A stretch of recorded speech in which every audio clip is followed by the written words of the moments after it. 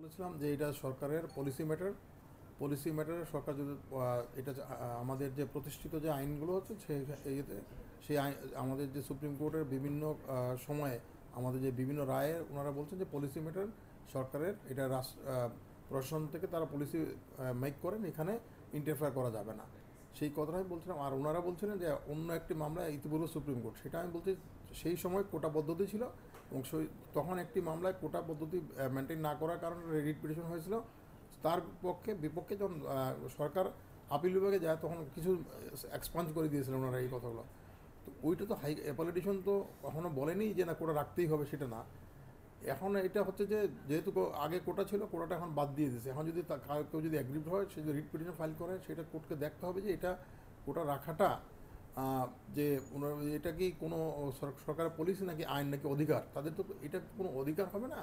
যদি কোনো পলিসি যদি গভর্নমেন্ট চেঞ্জ করতে চায়, সেটার কারণে কারো কোনো অধিকার জন্মায় না, বা পলিসিতে কোনো কিছু দিলে সেটা যখনই পরিবর্তন করবে সরকার এটা পরিবর্তন করতে পারে। এবং আমাদের যে জেনারেল ক্লজেস অ্যাক্ট আছে সেইখানে সেকশন 21 অনুযায়ী যিনি যেই আদেশ দেন কিন্তু তা প্রত্যাহার করে নেওয়ার ক্ষমতা রাখেন।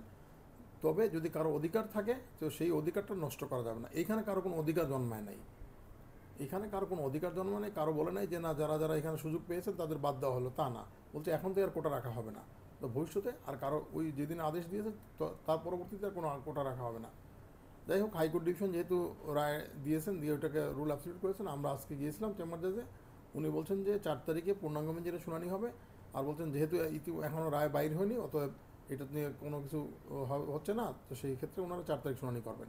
তাহলে স্যার কি বিষয়টা এরকম যে আপিল বিভাগের পূর্ণাঙ্গ বেঞ্চই সিদ্ধান্ত নেবেন যে হ্যাঁ, এই বিষয়টা পূর্ণাঙ্গ বেঞ্চ সিদ্ধান্ত নেবেন।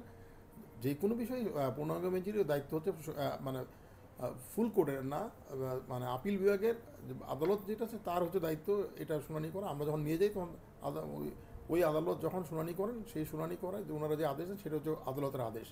আর ইন্টারিম মেজার হিসেবে আমরা চেম্বার যেতে যাই যে অন্তর্বর্তীকালীন একটা আদেশের জন্য। তো উনি বলছেন যে ঠিক আছে, আমরা ওই দিন সবাই মিলে শুনে আদেশ দিব।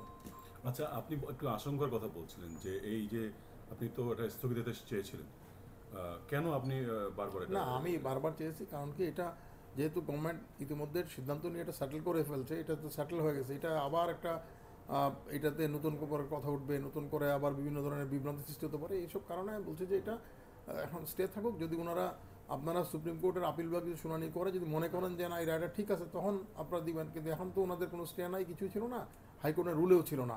সেই কারণে আমি এটা বলছি। তো চলমান নিয়োগ কি কোনো ঝামেলা সৃষ্টি হতে পারে? এটা তো হওয়ার কথা না। এটা তো হওয়ার কথা না, কারণ এটা তো ওনারা যেহেতু অ্যাডভার্টাইজমেন্টে কোনো কোটার কথা বলা হয়নি, সেই ক্ষেত্রে তো এটা তো আসবে না।